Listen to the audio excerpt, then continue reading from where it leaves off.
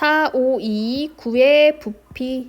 자, 우리 바로 전 시간에는 9의 건널비를 하면서 9의 건널비 공식을 한번 알아봤어요. 자, 그러면 9의 부피는 어떻게 구하는지 볼게요. 9의 부피도 다른 거랑은 조금 달라요. 자, 보통 부피는 밑넓이 곱하기 높이였는데 9는 어떻게 생각을 하셔야 되냐면, 자, 그림 한번 볼게요. 자, 여기 지금 얘는 누구예요? 얘는 원기둥이에요. 원기둥에서 원기둥 밑면의 반지름은 R이고 높이가 2R인 자, 이런 원기둥이 있어요. 이 원기둥 안에다가 꼭 맞는, 정확히 꼭 끼어서 꼭 맞게 들어가는, 꼭 맞는 구를 한번 넣어 볼 거예요. 꼭 맞게 넣는다고 했죠, 선생님이? 그러면 한번 생각해 보세요. 여기가 9의 중심이라면, 자, 9의 반지름은 얼마가 되겠어요? 이 길이가 뭐예요? 이 길이가 2R이라면서요. 그러면 여기서부터 여기까지는 뭐가 돼야 돼요? 이만큼이 2R이 돼야 되겠죠. 그래야지 딱 맞게 들어간 거잖아요. 그런데 반이니까 얘는 아마 R이 될 거예요. 얘는 R이 되면 되죠. 얘는 R이 될 겁니다. 됐나요? 그러면 꼭 맞는 9라고 할 수 있는 거 맞죠? 왜냐하면 여기 R이면 여기도 반지름이 똑같이 R이 될 테니까 이 끝에서 이 끝까지도 꽉 맞게 지금 들어가 있는 거 맞죠? 자, 그러면 어떻게 한번 해보냐고 하면 자, 우리가 이 두 개가 꼭 맞는 원 기둥에다가 물을 꽉 채울 거예요. 물을 꽉 채웁니다. 자, 물을 완전히 꽉 채워볼게요. 물을 채워봐요. 그러면 여기 들어가 있는 이 물의 부피는 누구의 부피랑 똑같겠어요? 물이 차지하는 공간은 누구만큼 차지하고 있어요? 원기둥의 부피하고 똑같죠? 맞아요? 원기둥의 부피하고 똑같네요. 자, 그런데 이 안에다가 누구를 넣을 거냐면 여기 아까 전에 우리 꽉 맞는 9 있죠? 얘를 여기에 첨벙 넣을 거예요. 얘를 넣으면 어떤 일이 일어나겠어요? 그렇죠. 당연히 얘가 꼭 맞게 들어가면서 누구는 물이 막 넘칠 거예요. 그쵸? 물이 막 넘칠 거예요. 됐나요? 물이 넘치고 물이 다 넘치진 않을 것 같아요. 왜냐하면 자, 원기둥의 부피가 9의 부피보다는 크니까 물이 조금 더 많이 들어있을 거예요. 9의 부피보다는. 자, 그래서 물이 넘치고 다시 그 다음에 뭘 할 거냐면 여기 들어가 있는 공을 쑥 끄집어 내버릴 거예요. 밖으로.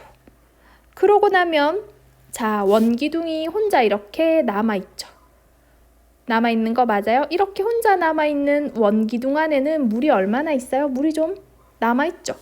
그래서 물이 얼마나 남아있나 한번 재봤더니 물이 정확히 하나, 둘, 셋 높이를 3칸으로 나눴을 때 딱 요 한 칸만큼 물이 올라와 있어요. 그러면 이 물은 뭐예요? 이 물은 원기둥의 부피의 얼마라고 하면 되겠어요? 3분의 1이다 라고 하면 되는 거 맞나요? 자, 여기가 물의 부피예요. 남은 물. 그렇다면 자, 남아있는 물 말고 원래 우리 여기 물 꽉 채워놨었죠. 그럼 여기 꽉 찼었는데 사라지고 없는 물 있죠. 선생님이 표시하는 원래도 여기 다 물이었잖아요. 그쵸? 근데 이 물은 다 사라지고 없어요. 넘쳤죠. 누구 때문에 넘쳤어요? 이 부분은 얘는 9로 인해서 넘쳤던 부분이에요. 그렇다면 이 말은 이 넘친 물의 부피와 9의 부피, 넘쳐버린 물과 누구의 부피가 같다는 거예요? 9의 부피가 같다는 얘기죠. 됐나요? 그러니까 쉽게 말해서 이렇게 생각하면 돼요. 우리가 목욕탕 안에, 욕조 안에 물을 가득 채워놓고 우리가 들어가는 거예요. 그럼 물이 막 넘치죠. 물이 막 넘치는 거 맞아요? 물이 뭐만큼 넘치냐면 내 몸의 부피만큼 넘치는 거예요. 됐어요? 그러면 넘쳐버린 물의 부피는 한번 생각해보면 넘쳐버린 물의 부피는 자, 넘친 물의 부피 어떻게 구하면 돼요?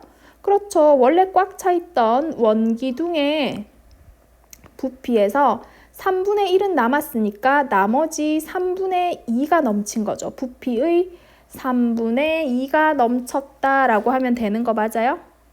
원기둥 부피의 3분의 2라고 하면 되겠죠. 자, 원기둥 부피의 3분의 2만큼이 넘쳐버렸고 그 물의 부피는 뭐다? 구의 부피와 같다라는 걸 기억해 주시면 되겠어요. 됐나요? 그래서 자, 그러면 원기둥의 부피로 계속 식 한번 세워볼게요. 자, 여기서 이 원기둥에서 원기둥의 부피 한번 구해봅시다. 자, 아까 전에 밑면의 반지름이 얼마였어요? R이었어요. 됐나요? 높이는 얼마였어요? 2R이었죠. 됐나요? 그러면 원기둥의 부피는 밑면 넓이 파이 R 제곱 곱하기 높이는 얼마? 2R인데 됐어요? 그런데 자, 물의 부피는 이거에 얼마라 그랬어요? 3분의 2 곱해주면 되겠죠. 그러면 식이 어떻게 정리되는지 볼게요. 자, 여기 파이하고 R, 파이, R이 몇 개 생겼어요? 2개, 3개가 곱해지네요. R의 세제곱에다가 자, 얘는 분자잖아요. 맞죠? 그러면 3분의 2 곱하기 2에서 4 되겠죠. 됐나요? 그러면 우리 식을 조금 더 정리해보면 어떻게 돼요? 3분의 4 파이 R의 세제곱이 됩니다. 자, 그래서 구의 부피를 구하는 공식이 이렇게 나오게 됩니다. 중요하죠? 그쵸? 중요하네요. 네. 자, 구의 부피를 구하는 공식이 이렇게 나오게 되고 자, 그러면 한 가지만 선생님 더 얘기해 볼게요. 한 가지 정도 더 얘기할 수 있는 게 그러면 원기둥의 부피 있죠. 원기둥의 부피와 구의 부피를 한번 비교해 볼게요. 원기둥 부피 대 구의 부피 비교해 봅시다. 자, 원기둥의 부피는 아까 전에 원기둥의 부피가 이거 전체라고 하면 구의 부피는 원기둥의 부피를 1이라고 하면 구의 부피는 원기둥 부피의 얼마였어요? 넘친 물이 3분의 2가 넘쳤으니까 얘는 원기둥 부피의 3분의 2라 그랬어요. 그러면 구의 부피 대 원기둥의 부피는 1대 3분의 2다라고 말할 수 있는 거 맞나요? 그쵸, 말할 수 있는데 자, 우리는 B는 이렇게 안 하자. 분수로 안 하고 자연수로 하죠. 그래서 전항과 후항에 3을 곱해주면 3대 2다 이렇게 얘기할 수 있는 거 맞아요? 그러니까 뭐 이거 크게 어려운 얘기는 아니죠. 자, 원기둥의 부피 전체를 3으로 본다면 얘가 3이라면 자, 세 조각 낸 것 중에서 요 이만큼, 3분의 2만큼은 누구랑 같다? 구의 부피랑 같다라는 얘기가 됩니다. 그래서 구의 부피를 구하는 공식에 이어서 원기둥의 부피 대 구의 부피는 3대 2가 되더라까지 이해해 주시면 좋을 것 같아요. 자, 우리 파란 네모박산 잠깐 한번 볼게요. 자, 파란 네모박산 보시면 구의 부피는 반지름이 R인 구의 부피니까 V는 3분의 4 파이 R의 몇 제곱? 자, 세제곱이 되네요. 자, 그 다음에 밑면의 반지름의 길이가 R이고 높이가 2R인 원기둥 부피의 얼마이다? 3분의 2다. 뭐가? 구의 부피는. 구의 부피는 원기둥 자기 구를 꼭 맞게 구가 꼭 맞게 들어가는 원기둥 부피의 얼마다? 3분의 2다 하시면 되겠습니다. 자, 이건 원리가 더 어렵고요. 사실은 문제 푸는 건 크게 어렵지 않아요. 왜냐면 공식이 생겨버렸거든요. 이 공식은 외워주셔야 되고요. 구의 부피를 구하라. V는 공식이 뭐예요? 3분의 4 파이 R의 세제곱이었어요. 그러면 3분의 4하고 파이하고 R이 얼마예요? 여기 3이네요. 그럼 3의 세제곱하면 되겠죠. 그러면 4 남을 거고요. 3의 세제곱 중에 하나랑 이 중에 3개 중에 하나는 약분돼서 사라지고 2개만 남겠죠. 그죠? 그러면 4파이 곱하기 3의 제곱이 되면서 36파이다 라고 할 수 있겠네요. 자, 우리 필수 예제 한번 풀어봅시다.